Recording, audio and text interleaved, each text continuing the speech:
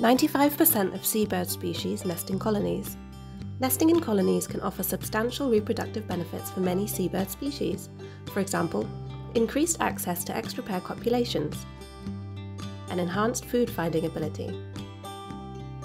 However, a significant disadvantage for most colony breeders is increased visibility to predators. To counteract this, some seabird species have evolved aggressive nest defense strategies to protect vulnerable eggs and chicks. In a new paper by Guidos et al., the authors used an experimental approach to test whether the presence of colonies of breeding gulls in western Norway impacted visitation rates of a native predator, the Eurasian otter, during the breeding season. This study comes at a critical time for many gull species in western Norway, where just 8 of 69 seabird reserves have breeding populations comparable to those found in 1980. Although increased unpredictability of food sources during the breeding season is likely the leading cause of colony abandonment, heavy predation by invasive mink is believed to have exacerbated the rate of decline. At the same time, the otter has recently managed to re-establish throughout much of western Norway after having been extensively overhunted.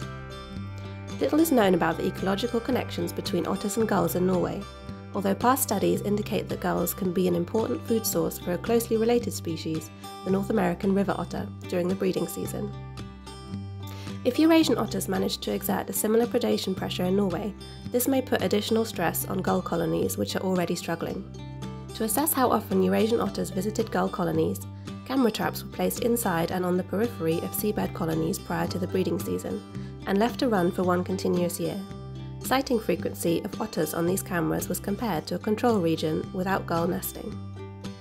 The researchers found that otter activity was significantly reduced in the colonies when gulls were incubating and rearing chicks, compared to time periods when gulls were building nests and absent from the colonies.